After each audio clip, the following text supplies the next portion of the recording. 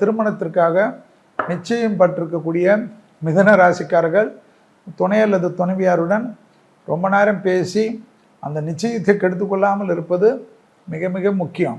ஏனென்றால் நிச்சயத்தை கெடுக்கக்கூடிய கிரகங்கள் வேலை செய்கிறது என்பதை ஞாபகத்தில் வைத்துக் கொள்ளுங்கள்.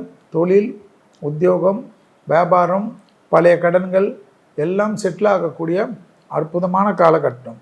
சுபகாரியத்தில் இருந்த சிக்கல் சிறிது கவனமாக கையாள்வது நன்மை ஏற்படுத்தி தரும். குடும்பத்தில் துணை அல்லது துணைவியாருடைய தேகாரோக்கியம் அதீத கவனமாக பார்த்து கொள்வது முக்கியம். லிவரில் ஏற்கனவே உபத்திரம் உள்ளவர்கள், கிட்னி ஃபங்க்ஷனில் உபத்திரம் இருக்கக்கூடிய மிதுன ராசிக்காரர்களுக்கு அதிகரிக்கக்கூடிய மாதம். குடும்பத்தில் தான் மிக மிக கவனமாக இந்த மார்கழி மாதத்தில் இருப்பது மிகப்பெரிய ஏற்றம். வேற்றுமொழி மனிதர்களால் அதிகம் ஆதாயம் பெறக்கூடிய ராசிக்காரர்கள் மிதுன ராசிக்காரர்கள்.